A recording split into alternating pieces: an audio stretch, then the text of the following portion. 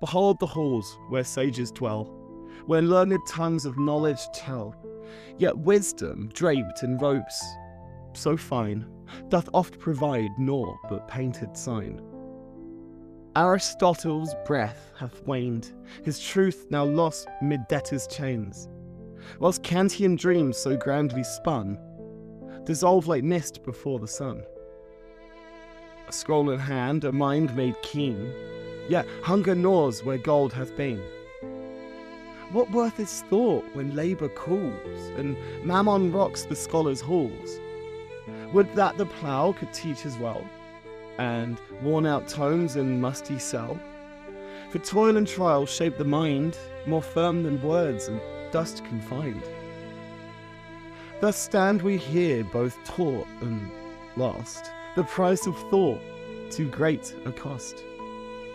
For books may light the path ahead, yet wisdom wakes where hands have bled. Higher education as a ritual of illusion.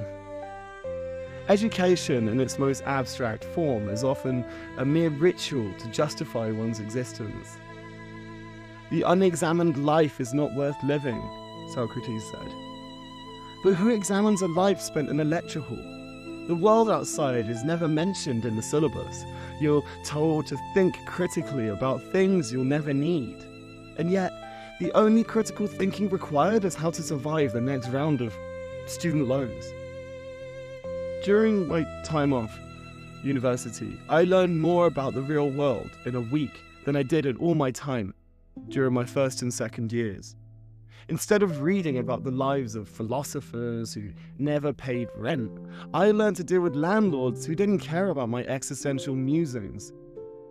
I didn't realize it at the time, but that time in Japan was an escape, a kind of pilgrimage to Mount Fuji, or more accurately, a mountain of reality that crushed any illusion I had about the importance of my degree. In the end, university served as a kind of intellectual spa. It soothed me, hampered me, with knowledge that, for the most part, had no practical application. But when the bills came due, I was left with more than just a sense of academic fulfillment. It felt paper thin as the university printed diploma. Escaping the ivory tower. The real world doesn't give you a textbook. It doesn't care if you understand Kierkegaard or Kant. You're thrown into the chaotic stew of experience and survival.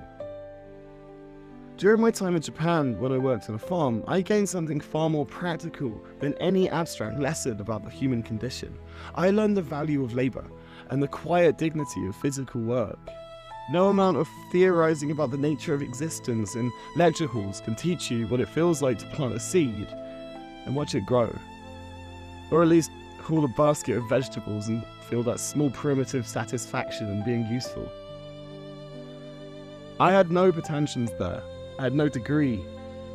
I just had dirt under my nails and the realization that work is not some abstract ideal, but a deeply human endeavor.